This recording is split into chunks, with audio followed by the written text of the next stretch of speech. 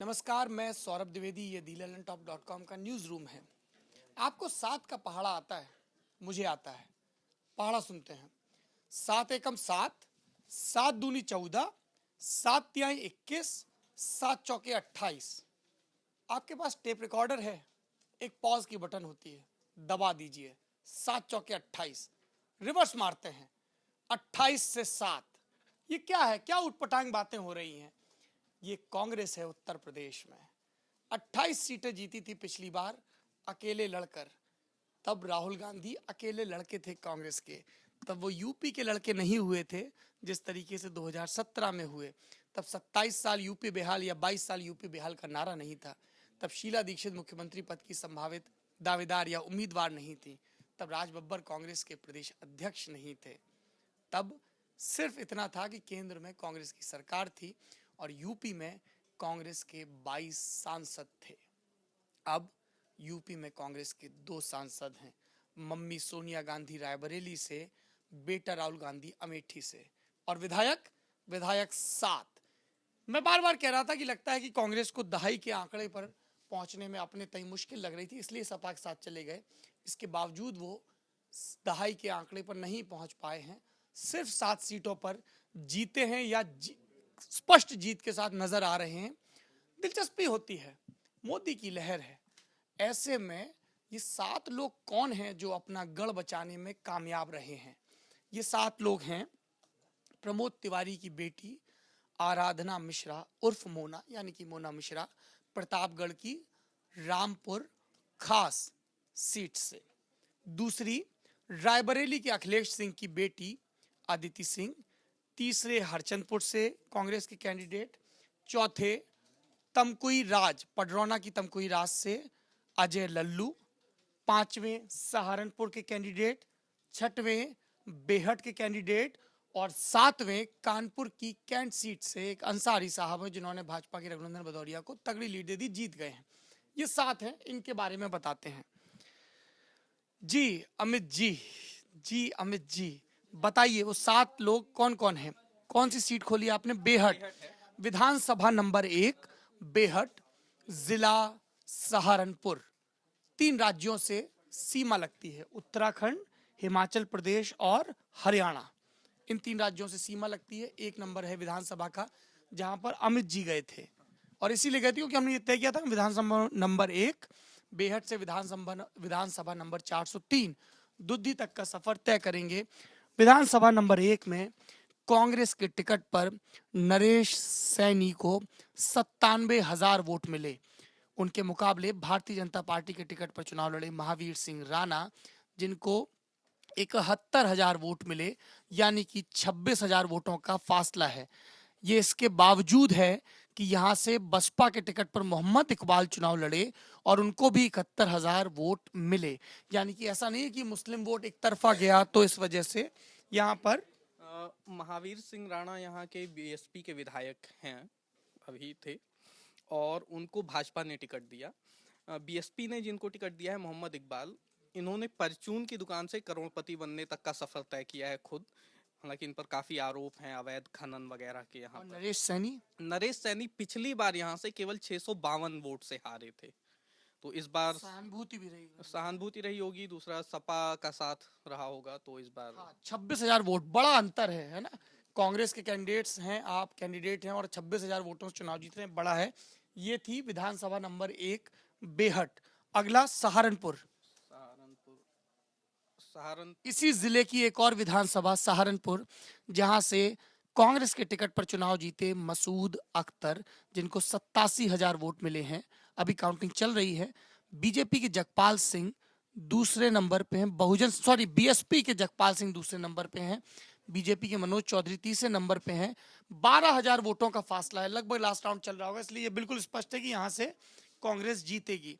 तीसरी सीट है कानपुर कैंट, जहां पर सिटिंग विधायक थे रघुनंदन भदौरिया। हमने पहले भी कहा था कि ये मुस्लिम बाहुल इलाका है, मुस्लिम बाहुल सीट है। पिछली बार यहाँ पर वोट बटा था। इस बार भी यहाँ पर कांग्रेस और सपा दोनों के कैंडिडेट चुनाव लड़े थे। कांग्रेस के टिकट पर सोहेल अख्तर अंसारी और सपा के टिकट पर मोहम्मद हसन रूमी, लेकिन रूमी को सिर्फ 6,000 के लगभग वोट मिला है। और सोहेल अख्तर अंसारी को 81,169 वोट मिला है। और रघुनंदन भदौरिया जो सिटिंग एमएलए हैं भाजपा के, वो उनसे 10,000 वोटों से पीछे हैं। तीसरे नंबर पर बसपा के नसीम अहमद रहे। ये थी सीट नंबर 3, हाँ, जहां पर कांग्रेस जीती। सीट नंबर 4 रायबरेली की हरचंदपुर सीट, जहां पर कांग्रेस के टिकट पर राकेश सिंह को 65,104 वोट मिले हैं और कंचन लोधी भाजपा की दूसरे नंबर पे हैं और रिजल्ट डिक्लेयर हो गया है। 61,452 वोट इन्हें मिले, मतलब लगभग 4,000 वोट का फर्क रहा है। ये रायबरेली की सीट है जहां से सोनिया गांधी सांसद हैं लोकसभा की। रायबरेली की सदर सीट, जहां से अखिलेश सिंह की बेटी अदिति सिंह चुनाव लड़ रही थी, विदेश से एमबीए की पढ़ाई करके आई है। कुलदीप सरदार ने उनसे बात भी की थी और ये कांग्रेस के किसी भी कैंडिडेट का सबसे बड़ा मार्जिन है मेरे ख्याल से। अदिति सिंह को 1,27,000 वोट मिला है। उनके प्रतिद्वंदी रहे बसपा के मोहम्मद शाहबाज खान, जिनको 38,000 वोट मिला है, यानी कि 62 और 20 82 और 7 89 89,000 वोटों से अदिति सिंह चुनाव जीती हैं। 7 लोग जीते हैं, इनका मार्जिन इतना है। हम लोग मजाक में कहते हैं ना कि 89,000 में कुछ बांट देती कहीं तो कुछ लोगों की जमानतें बच जाती। जी। रामपुर खास से प्रमोद तिवारी की बेटी आराधना मिश्रा मोना 81,463 वोट पाकर चुनाव जीती हैं। नागेश प्रताप सिंह उर्फ छोटे सरकार भाजपा के 64,397 वोट पाए हैं, यानी कि 17,000 वोटों से मोना मिश्रा चुनाव जीती। हालांकि पिछली मर्तबा ये फासला बहुत ज्यादा था, 60-70 हजार का फासला था और इस बार घट के 17,000 रह गया है। और कोई सीट बची है? तमकुई राज की सीट है। काउंटिंग यहाँ पे अभी चल रही है। यहाँ पर कांग्रेस के सिटिंग एमएलए अजय लल्लू हैं, जो 53,647 वोट पा चुके हैं और जगदीश मिश्रा उर्फ बाल्टी बाबा 37,582 वोट पाकर दूसरे नंबर पे चल रहे हैं। चूंकि ये फासला 16,000 वोटों का है, इसलिए ये सीट भी लगभग तय है कांग्रेस की। बाल्टी बाबा कई पार्टियों में रहे। लोगों ने अचरज जताया कि यहाँ पर नंद किशोर मिश्रा थे, बीजेपी के टिकट पर कितना वोट मिला नंद किशोर मिश्रा को? नंद किशोर मिश्रा को 16,000 वोट मिला है। ये बीजेपी से बगावत करके लड़े थे। बीजेपी के टिकट पर पिछली बार 5,000 वोटों से हारे थे। लोगों ने कहा अगर नंद किशोर मिश्रा को टिकट मिल जाता तो आराम से चुनाव जीत जाते। अजय लल्लू और उनके जो पॉलिटिकल गॉडफादर हैं आरपीएन सिंह बहुत निश्चिंत थे तमकुही राज को लेके। वो रामकोला के लिए भी थे, रामकोला पे लेकिन कांग्रेस नहीं जीत पाई, तमकुही राज पे जीत गई है। बाल्टी बाबा को मुझे बीजेपी के इनसाइडर्स ने बताया स्वामी प्रसाद मौर्य के कहने पर टिकट दिया गया। ये वो 7 सीटें हैं जहां पर कांग्रेस का हाथ बचा रह गया है। 7 चौके 28 सीटों पर कांग्रेस पिछली बार जीती थी। राहुल गांधी के ही नेतृत्व में कांग्रेस लोकसभा में 100 से कम 50 से कम 44 सीटों पर सिमटी और राहुल गांधी के ही नेतृत्व में कांग्रेस यूपी में इकाई पे आ गई है। पार्टी एक इकाई कार्यकर्ता, एक इकाई सबसे बड़ा कार्यकर्ता, सबसे लाडला कार्यकर्ता, क्योंकि उसके नाम के आगे गांधी लिखा है, जिसके लिए लोग पलक पावड़े बिछा के इंतजार कर रहे हैं। कह रहे हैं राहुल तुम कब आओगे, पार्टी के अध्यक्ष कब बनोगे। राहुल बार बार मना कर रहे हैं। बीच बीच में प्रियंका लाओ कांग्रेस बचाओ के भी नारे लगते हैं। अब कौन सा नारा लगाएगी कांग्रेस?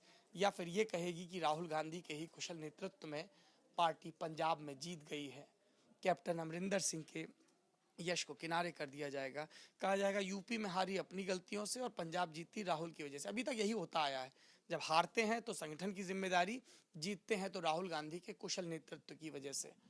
कांग्रेस है, कांग्रेस कुछ भी कर सकती है, उनका अपना मामला है। सबसे सटीक विश्लेषण कांग्रेस के एक प्रवक्ता ने बताया।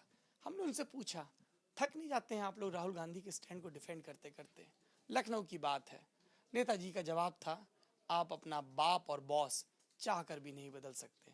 हमारे साथ भी कुछ ऐसा ही है।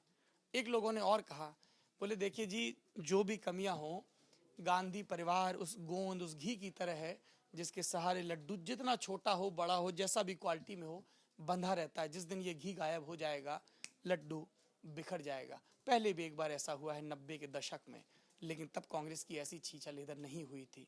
अभी भी उनके पास खुद को सांत्वना क्यों, बल्कि पंजाब में तो बाकायदा उन्होंने जीत दर्ज की है। पंजाब की जीत उनके पास है, गोवा और मणिपुर में भी वो जीत रहे हैं। लेकिन उत्तर प्रदेश का किला भेदे बिना तो कभी भी दिल्ली में वापसी का सपना नहीं देख सकते।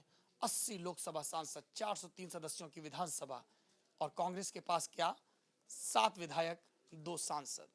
कांग्रेस करे चिंतन मनन, जैसे पंचवटी के शिविर में किया था 2002 में, और तब कांग्रेस ने पहली बार हामी भरी थी कि अब केंद्र में भी कांग्रेस को गठबंधन की ज़रूरत है, और उसके 2 बरस बाद 2004 में यूपीए अस्तित्व में आया था। अस्तित्व बचाए रखने की लड़ाई है कांग्रेस की, खासतौर पर उत्तर प्रदेश में। देखिए अब राहुल गांधी कौन सा नारा लेकर आते हैं, या प्रशांत किशोर उनको क्या राह सुझाते हैं। मेरा नाम सौरभ द्विवेदी, कैमरे के पीछे अमितेश सिन्हा। Thank you.